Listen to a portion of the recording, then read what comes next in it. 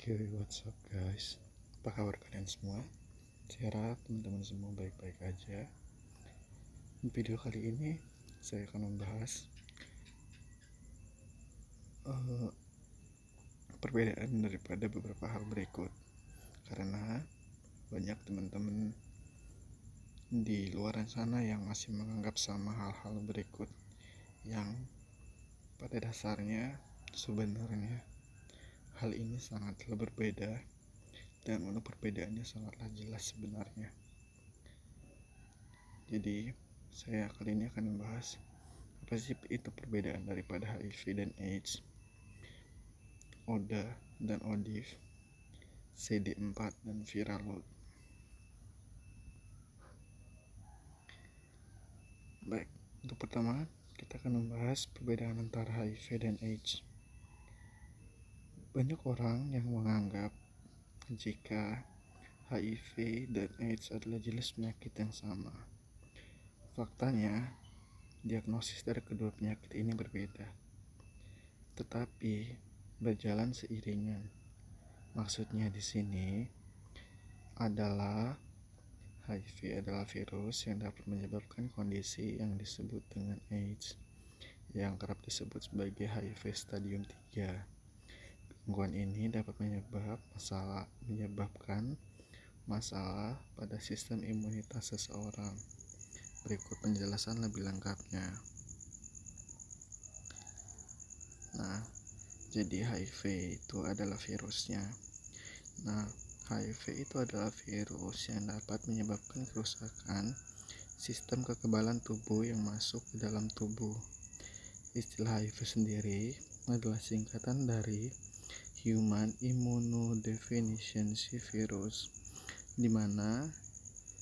dari mana namanya berarti virus ini hanya dapat menular atau dapat tertularkan dari manusia yang menyerang sistem imunitas.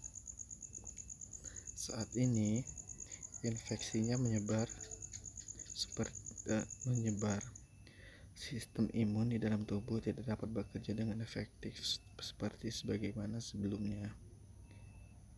Sistem kekebalan tubuh dapat sepenuhnya membersihkan banyak virus dari tubuh kita sendiri. Tetapi berbeda kasus dengan virus HIV ini. Meskipun begitu, beberapa pengobatan dapat menghilangkan virus tersebut dengan efektif sehingga siklus hidup berhenti. Salah satu pengobatan yang dapat dilakukan adalah antiretroviral atau ARV yang dilakukan secara teratur dan pengharapan untuk hidup mendekati normal itu sangatlah besar. Selanjutnya, saya akan menjelaskan apa sih yang dimaksud dengan AIDS itu. Nah, AIDS itu merupakan kondisi yang dikarenakan oleh HIV atau penyakit lanjutan yang didapat setelah kita terpapar virus HIV tersebut. Meskipun HIV adalah virus yang dapat menyebabkan infeksi, tetapi AIDS adalah kondisi yang dapat terjadi akibat infeksi tersebut. AIDS ini sendiri singkatan dari Acute Immunodeficiency Syndrome. Seseorang yang tertular virus HIV dan terus dibiarkan tanpa mendapatkan pengobatan dengan sesegera mungkin, virus tersebut dapat berkembang sehingga masuki kondisi lini 3 atau yang biasa disebut AIDS. Maka dari itu, diagnosis dini sangat penting untuk dilakukan. AIDS dapat berkembang ketika virus telah menyebabkan kerusakan yang serius pada sistem kekebalan. Hal ini adalah kompleks dengan gejala yang berbeda-beda pada setiap orang. Seseorang dapat mengidap HIV tanpa mengembangkan AIDS, tetapi tidak mungkin mengalami AIDS tanpa terkena HIV dahulu. Cara pencegahan agar AIDS tidak terjadi adalah rutinitas melakukan terapi antiretroviral atau ARV. Yang selanjutnya yang sering disamakan oleh teman-teman adalah Oda dan Odif. Nah, di sini saya akan menjelaskan singkat. Nah, jadi teman-teman, Oda merupakan singkatan dari orang dengan HIV dan AIDS. Sedangkan seperti yang dijelaskan sebelumnya, seorang Oda merupakan orang yang bukan hanya terpapar virus HIV, juga terkena penyakit lanjutannya, atau virus tersebut sudah berada di tahap 3 atau di tahap lini 3 atau di tahap akhir. Nah, sedangkan ODIF itu sendiri merupakan singkatan dari orang dengan HIV, di mana seseorang dengan HIV belum tentu AIDS, namun orang yang sudah AIDS pasti memiliki virus HIV di dalam tubuhnya. Jadi jelas ya teman-teman, jangan disamakan lagi, karena jujur saja ada beberapa teman-teman Oda dan Odif di luar sana yang sangat tidak menginginkan teman-teman memanggilnya Oda dikarenakan mereka hanya HIV atau Odif, begitu ya teman-teman. Jadi kalau emang teman-teman nggak ngerti, lebih baik jangan memanggilnya seperti itu, gitu ya teman-teman. Oke, selanjutnya pembahasan kita mengenai sel CD4 dan viral load. Nah, sel CD4 ini merupakan tipe dari limfoid T yang merupakan bagian dari sel darah putih. Kurang lebih antara 15 sampai dengan 40% dari sel darah putih kamu merupakan limfoid T.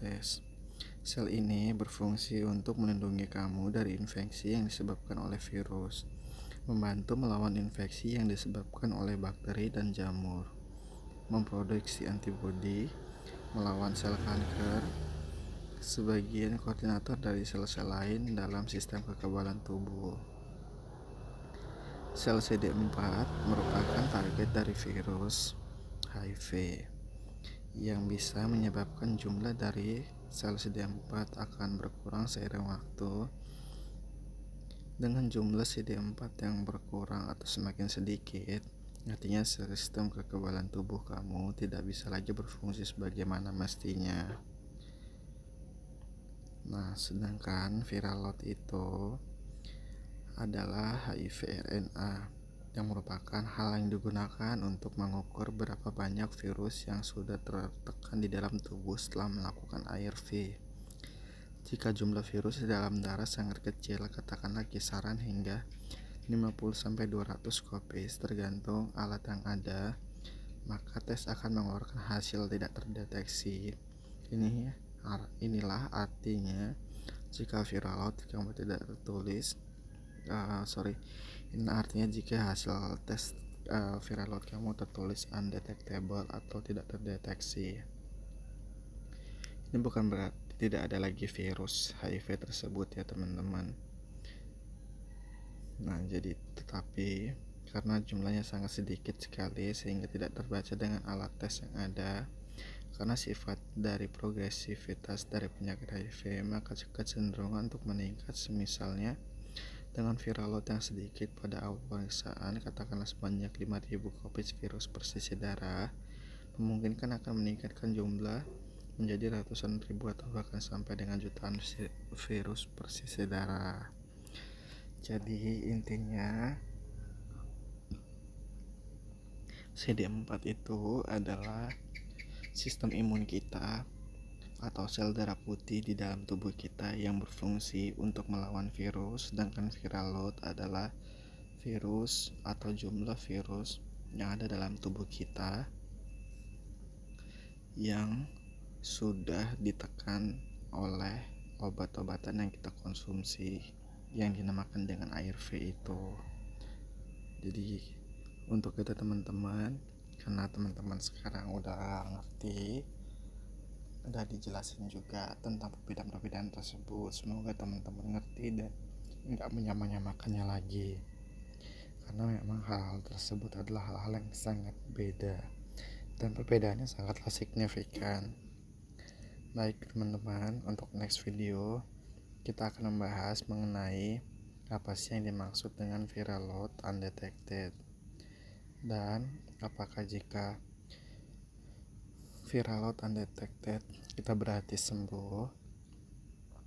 Yang ketiga, jika viral load undetected apakah kita bisa berhenti ARV? Dan yang keempat, keuntungan viral load undetected. Tetap nonton video saya selanjutnya ya teman-teman. See you.